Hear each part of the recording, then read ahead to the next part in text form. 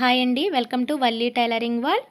ఈరోజు మనం కొత్తగా బ్లౌజులు స్టిచ్ చేసే వారి కోసం సైడ్ జాయింట్ అనేది కరెక్ట్గా ఎలా వేసుకోవాలి, ఇక్కడ హ్యాండ్స్ జాయింట్ చేసే చోట పైకి కిందకి రాకుండా పర్ఫెక్ట్గా సైడ్ జాయింట్ అనేది ఎలా చేసుకోవాలనేది వీడియోలో నేర్చుకుందామండి. వీడియోని స్కిప్ చేయకుండా చివరి వరకు చూడండి. ఇప్పుడు ప్రాబ్లం వల్ల ఇక్కడే వస్తుందండి. సైడ్ జాయింట్లో మీకు ఈ బ్లౌజ్ చూపిస్తాను ఎగ్జాంపుల్. ఈ బ్లౌజ్కి సైడ్ జాయింట్ చూడండి ఎలా ఉన్నదో. ఇలా ఉంది చూసారా. హ్యాండ్స్ జాయింట్ చేస్తాం కదా చంక దగ్గర సైడ్ జాయింట్లోనండి. ఇది పైకి కిందకి వచ్చింది. ఇది అసలు కరెక్ట్ కాదు. ఇలా స్టిచ్ చేయకూడదండి. కొత్త వారు చాలామంది ఇబ్బంది పడుతుంటారు. బ్లౌజులు స్టిచ్ చేయడం వచ్చినా చేసేస్తూనే ఉంటారు, కానీ ఇది కరెక్ట్గా రాదు. ఈ బ్లౌజ్ చూసారా, ఇలా ప్లస్ గుర్తులా రావాలండి. ఇక్కడ సైడ్ జాయింట్లో చంక దగ్గర ఇలా ప్లస్ గుర్తులా రావాలి. జాయింట్ అనేది కరెక్ట్గా ఉండాలి. ఇటువైపు కూడా అలానే వచ్చింది బ్లౌజ్కి. ఇలా ఎలా కుట్టాలి, ప్రాబ్లం ఎక్కడ వస్తుంది, ఎలా సరిచేయాలనేది వీడియోలో క్లియర్గా చెప్తానండి. ఇది బిగినర్స్ కోసం యూజ్ఫుల్ వీడియో అండి, స్కిప్ చేయొద్దు. ఫస్ట్ టైం మా వీడియో చూసినట్లయితే ఛానల్ని సబ్స్క్రైబ్ చేసుకుని చూడండి. ఈ బ్లౌజ్ అనేది నేను మీకు హ్యాండ్స్ అతకకుండానే చూపిస్తున్నానండి. హ్యాండ్స్ అతకకుండానే ఇలా చిన్న టిప్పు పాటించాలి. హ్యాండ్స్ అతకలేదు. ఇప్పుడు షోల్డర్ జాయింట్ చేసిన తర్వాత ఈ రెండు పార్ట్స్ని ఇలా కలపండి. జాయింట్ ఒకటి చేసామండి షోల్డరు. ఇక్కడ హ్యాండ్స్ మాత్రం జాయింట్ చేయలేదు. ఈ చివర క్రాస్ బెల్ట్ దగ్గర ఈ నడుం పట్టి అతికాం కదా, అక్కడ కొత్తవారు జాగ్రత్తగా చూడండి. రెండు పార్ట్స్ని ఇలా కలిపి పట్టుకోండి. మనం సైడ్ జాయింట్ చేసేటప్పుడు ఏ విధంగా అయితే కలిపి పట్టుకుంటామో అదే విధంగా ఇక్కడ కలిపి పట్టుకుని జాగ్రత్తగా ఇలా టైట్గా ఫింగర్స్తో కొలిచి చూసుకోండి. ఎక్కువ తక్కువ వస్తున్నదేమో చూసుకోండి. రాలేదు అంటే పర్వాలేదు, హ్యాండ్స్ జాయింట్ చేసేసుకోండి. చెక్ చేయండి ఫస్ట్. ఇలా నాకు ఇక్కడ చాలా తక్కువ క్లాత్ అనేది ఎక్స్ట్రా వచ్చింది. ఒక పావించ్ కూడా కాదండి, చాలా తక్కువ. ఇంత నేను మార్కింగ్ చేసుకున్నాను. నాకు ఆ పార్ట్ కొంచెం ఎక్కువ వచ్చిందనమాట. కొంచెమే కదా అనుకుంటాం, కానీ జాయిన్ చేసిన తర్వాత మనకి అది ఆ కొంచెం కూడా మనకి ప్లస్ గుర్తు రాకుండా చేస్తుందండి. అక్కడ పైకి కిందకి అయిపోతుంది చంక భాగం.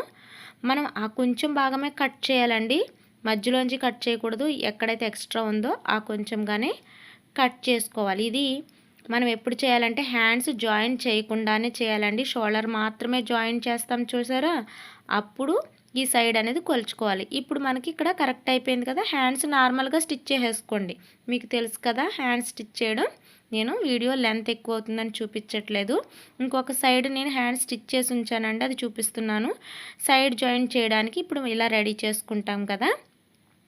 ఇప్పుడు మనం ముందునే సరి చేసుకున్నాం కాబట్టి ప్రాబ్లం ఏమీ రాదు అని అనుకోకండి. ఇలా సరి చేసుకున్నా కూడా ఇక్కడ ప్రాబ్లం వస్తుంది. ఎందుకు వస్తుంది అంటే ఇక్కడ హెమ్మింగ్ కోసం మనం ఫోల్డింగ్ అనేది చేస్తామండి. ఇంకా ఇక్కడ హ్యాండ్స్ జాయిన్ చేస్తాం. ఇవి ఎక్కువ తక్కువ ఖర్చులు పెట్టి చేసామనుకోండి, అంటే హెమ్మింగ్ మడత ఒకవైపు ఎక్కువ ఒకవైపు తక్కువ, ఇంకా హ్యాండ్స్ జాయింట్ చేసేటప్పుడు కూడా ఒకవైపు ఎక్కువ ఖర్చు ఒకవైపు తక్కువ ఖర్చు పెట్టినా ఇక్కడ మనకి ప్లస్ గుర్తు రాదు. ఒకటి పైకి ఒకటి కిందకి అనేది వస్తుంది. మీరు గమనించండి, చెక్ చేసుకోండి. కరెక్ట్గా వస్తే స్టిచ్ చేసేసుకోండి. లేదు అంటే కొంచెంగా ఇదిగోండి నాకు కొంచెం తేడా వస్తుంది. అప్పుడు మనం ఏం చేయాలంటే మనం హ్యాండ్ జాయింట్ చేసిన చోట ఇంకొంచెం ఎక్స్ట్రా ఖర్చు అనేది ఇలా పెట్టుకోండి. ఎంత ఎక్కువ పెట్టాలనేది మీకే తెలుస్తుంది. ఒక్కొక్కరికి పావించి ఎక్స్ట్రా పెట్టాల్సి వస్తుంది, ఒక్కొక్కరికి కొంచెంగానే పెట్టాల్సి వస్తుంది, ఒక్కొక్కరికి హాఫ్ ఇంచ్ రావచ్చు. హాఫ్ ఇంచ్ అనేది రాదులేండి, మనం ముందుగానే సెట్ చేసుకున్నాం కాబట్టి. అది కూడా ముందు కట్ చేయలేని వాళ్ళకి అలా వస్తుందండి. ఇప్పుడు ప్లస్ గుర్తులా ఖచ్చితంగా వస్తుంది మనకి. ఇక్కడ హెమ్మింగ్ చేయడానికి ఫోల్డింగ్ అనేది చేసుకున్నాం. ఇప్పుడు సైడ్ జాయింట్ కరెక్ట్గా ఎలా వేసుకోవాలనేది చూపిస్తాను. ఇప్పుడు ఎలాంటి కొలతలు కొలవకండి. కొత్తవారు జాగ్రత్తగా చూడండి. చివరికి ఒక కుట్టు అనేది వేసేసుకోండి. కొలతలు ఏమి కొలవద్దు, ఒక కుట్టు మాత్రం చివరికి నీట్గా వేసేసుకోండి. ఇదే విధంగా రెండో వైపు కూడా కుట్టుకోండి. చివర సమానంగా కట్ చేసుకోండి.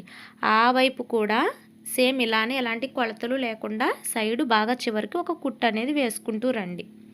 చాలామంది బ్లౌజులు స్టిచ్ చేస్తారండి, చాలా బాగా స్టిచ్ చేస్తారు, కానీ ఇలా సైడ్ జాయింట్కి వచ్చేటప్పటికి ఎక్కువ తక్కువ రావడాలు, ప్లస్ గుర్తులాగా చంక దగ్గర రాకుండా పైకి ఎగుడు దిగుడు రావడాలు లాంటివి జరుగుతుంటాయి.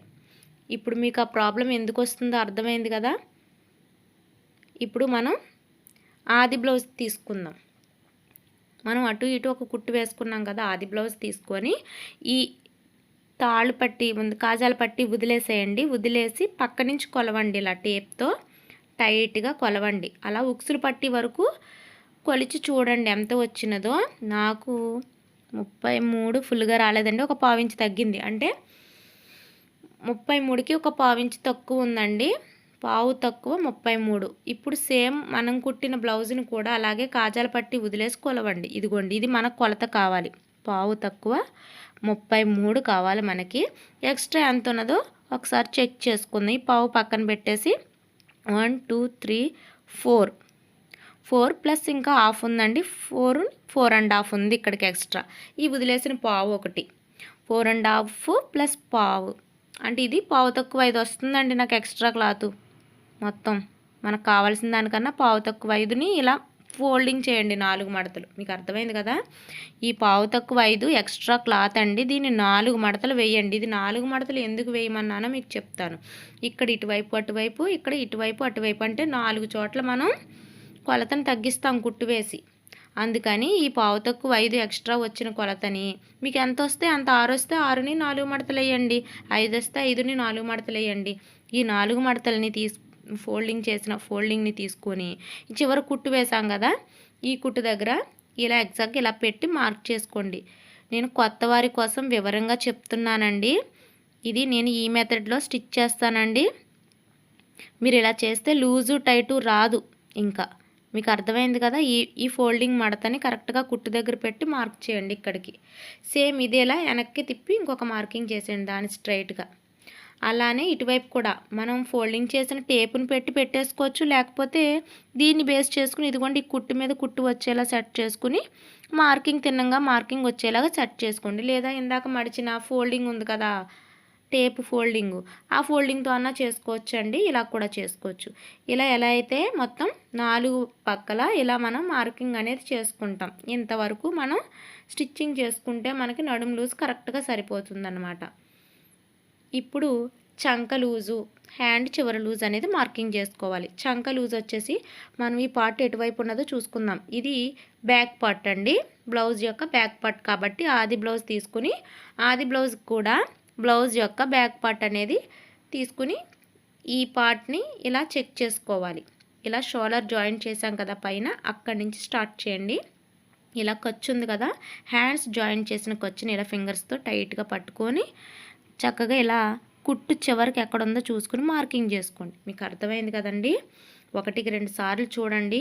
నేను ఈ వీడియోని బిగినర్స్ కొత్త వారి కోసమే చేస్తున్నానండి. సీనియర్ టైలర్స్కి బోర్ కొడితే స్కిప్ చేసేయచ్చు. కొత్త వారికి అర్థం అవడం కోసం ఇలా చూపిస్తున్నాను నేను. ఇలా ఒక మార్కింగ్ అనేది చేసుకోండి. నేను ఈ మెథడ్లో 11 ఇయర్స్ నుంచి స్టిచ్ చేస్తున్నానండి. ఈ మెథడ్లో స్టిచ్ చేస్తే బ్లౌజు స్టిచ్ చేసిన తర్వాత లూజ్గా ఉండడం కానీ లేక టైట్గా ఉండడం కానీ అది ఉండదండి, కరెక్ట్గా సరిపోతుంది. ఇప్పుడు హ్యాండ్స్ అనేది చూద్దాం. హ్యాండ్స్ అనేది నాది ఆది జాకెట్ వచ్చేసి ఎల్బో హ్యాండ్స్ అండి, 10 ఇంచెస్ దాకా ఉంది. నాకు ఇచ్చిన జాకెట్ 6 ఇంచెస్కే కుట్టమన్నారు నన్ను, అంటే హాఫ్ హ్యాండ్సే కుట్టమన్నారండి. హాఫ్ హ్యాండ్స్కి నాకు ఎక్కడికి మార్కింగ్ చేసుకోవాలో చూసుకుని కరెక్ట్గా మార్కింగ్ చేసుకుని ఆ మార్కింగ్స్ని ఇలా కలుపుకున్నాను. ఇప్పుడు మార్కింగ్ చేసిన లైన్ వైపుని స్టిచ్ చేసుకుంటూ రావాలండి. ఇప్పుడు ఏ విధంగా అయితే స్టిచ్ చేస్తున్నామో అదేవిధంగా మరొక వైపు కూడా స్టిచ్ చేయాలి. ఇప్పుడు ముందుగా వేసిన స్టిచ్ లైన్ కనబడుతుంది కదా, ఇప్పుడు వేసిన స్టిచ్ లైన్ మధ్యలో మనకి 2 లేదా 3 కుట్లు వేసుకోవచ్చండి. సేమ్ అదే విధంగా ఇప్పుడు ఇటువైపు కూడా వేసుకోవాలి. ఇటువైపు వచ్చేసి ఫ్రంట్ పార్ట్ కదండి, ఇక్కడ ఫ్రంట్ పార్ట్ ఉంటే ఆది జాకెట్లో కూడా ఫ్రంట్ పార్ట్నే తీసుకోండి. ఫ్రంట్ పార్ట్ తీసుకుని అక్కడి నుంచి షోల్డర్ దగ్గర చంక దగ్గర ఇలా మార్కింగ్ చేసుకోండి కొలుచుకొని. ఇలా టైట్గా ఫింగర్స్తో నొక్కి కుట్టు అనేది ఎక్కడుందో ఎగ్జాక్ట్గా చూసుకుని అక్కడే మార్క్ చేసుకోవాలండి. ఇప్పుడు కింద ఉన్న మార్కింగ్ని ఈ మార్కింగ్ కలుపుకోండి.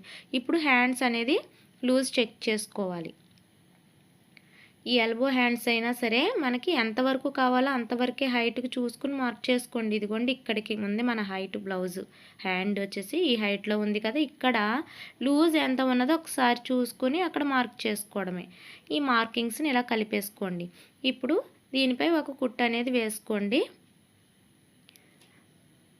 బిగినర్స్ ఎవరైనా సరే సైడ్ జాయింట్ ఈ విధంగా చేసుకోండి. చాలా పర్ఫెక్ట్గా కరెక్ట్గా సెట్ అవుతుందండి ఆది జాకెట్ లానే. ఇప్పుడు ఈ ముందు వేసిన స్టిచ్చింగ్ లైన్ ఈ లైన్ మధ్య కుట్టు అనేది వేసుకోవాలి. అప్పుడే వద్దండి, ముందు మనము ఈ ఫస్ట్ లైన్స్ అనేది కుట్టుకున్నాం కదా, ఇప్పుడు కరెక్ట్గా ఉన్నది లేదో ఒకసారి కొలిచి చూసుకోవాలి.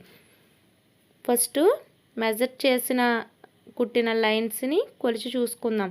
ఈ కాజాల పట్టి కరెక్ట్గా చూసుకోండి. ఒక్కొక్క చోట ఎక్కువ ఉంటుంది, ఒక్కొక్క చోట తక్కువ ఉంటుంది. పట్టి స్టార్టింగ్లోనే మీరు కొలుచుకోండి. చూసారు కదా, కరెక్ట్గా వచ్చిందండి. ఈ మెథడ్లో స్టిచ్ చేస్తే చాలా పర్ఫెక్ట్గా సెట్ అవుతుంది, అందులో డౌటే లేదండి. మీరు ఈజీగా ఈ వీడియోని చూసి సైడ్ జాయింట్ అనేది చాలా పర్ఫెక్ట్గా చేసుకోవచ్చు. ఇంకా జాయింట్ దగ్గర ప్లస్ గుర్తు అనేది పర్ఫెక్ట్గా వస్తుందండి. మా వీడియోని ఫస్ట్ టైం చూసినట్లయితే ఛానల్ని ఖచ్చితంగా సబ్స్క్రైబ్ చేసుకుని చూడండి.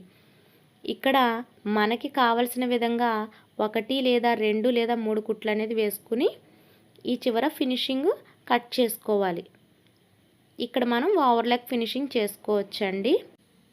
బిగినర్స్ కోసం మరెన్నో యూజ్ఫుల్ వీడియోస్ నేను అప్లోడ్ చేస్తానండి. మన ఛానల్ని ఫాలో అవ్వండి. వీడియో నచ్చితే లైక్ చేయండి. Thank you for watching.